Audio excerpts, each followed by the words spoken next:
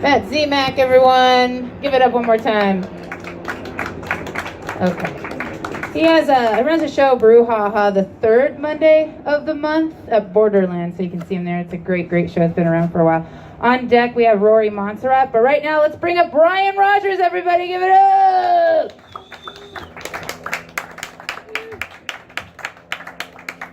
How's everybody doing? I don't care. Don't answer. I really don't give a shit. You don't care to answer anyways, and I only have to do it to be nice, so it's fine. This is my first time ever doing stand-up comedy on stage. And it's a big deal. It's a big deal for me, actually. You are going to take my comedy virginity, and very much like the real time I lost my virginity, it's going to be for you frustrating, uncomfortable, and end far too quickly. So, I announced on Facebook. This is a big deal for me. I've wanted to be a stand-up comic since I was a kid, and I decided tonight I was going to do it very suddenly. I announced on Facebook. Everybody was kind of like, everybody's got that thing that they want to do. I said, what made you want to do it? What made you tonight want to just cross this fear barrier that you've had for however long I've had it? And honestly, if you're keeping up with the news, we've got maybe 2-3 weeks to get through our whole bucket list. So we gotta get on it. It's just gotta get on the bucket list. And then I had to choose where. What was I going to do? I decided I was going to do it tonight. Come down to Tucson. I'm from Phoenix. I said it's because I have a friend that hosts, but in truth, I know that the majority of the audience here are comedians, which means that you're almost impossible to please, and you will stare at me with silent judgment, which, for somebody with crippling depression, it's just what I want and need, and it makes me feel great. So it's like that silence right there. It's like, Dad, you're back. I appreciate it. Yeah. I think it's a good time for me to get into comedy, though, because I believe that we have a severe shortage of overweight white men yelling opinions into microphones that you have to listen to. I think there's a market open for it. I think I'm going to go for that market. I am a white man, in case you were curious. I am actually a white, cisgendered, straight man, which means I have the cultural relevancy of a Blockbuster video card at this point. I resent the shit out of that, by the way. Because for generations, white men have carefully destroyed everything that is good and beautiful in the world. And like, this should be our time to just enjoy it. But now everybody wants to change it. Like, this is our time, right? And we didn't invent evil.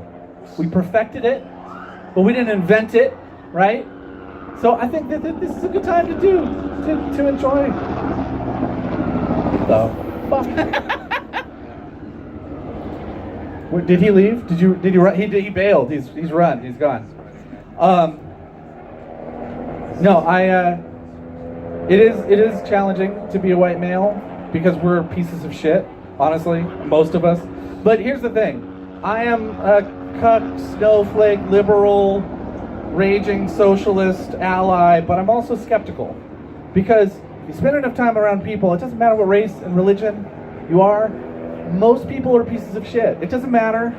Almost everybody is awful. And I'm willing to embrace that. I'm willing to embrace that fact. And case in point, my last little bit here. This is my first time! It's just circling at this point.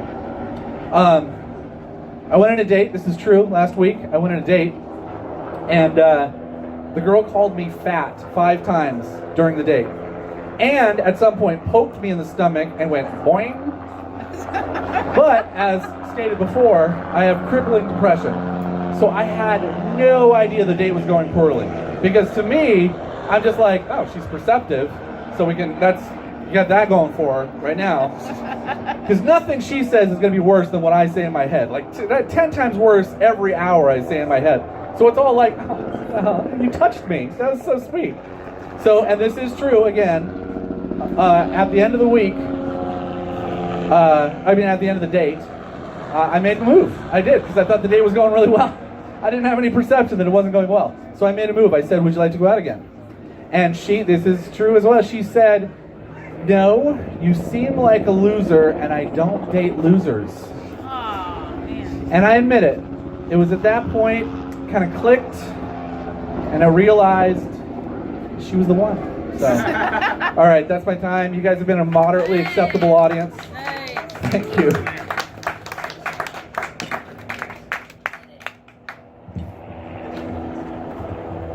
Hey, Ryan Rogers, his first time during a fucking police chase for Matt Zemak, that bad boy.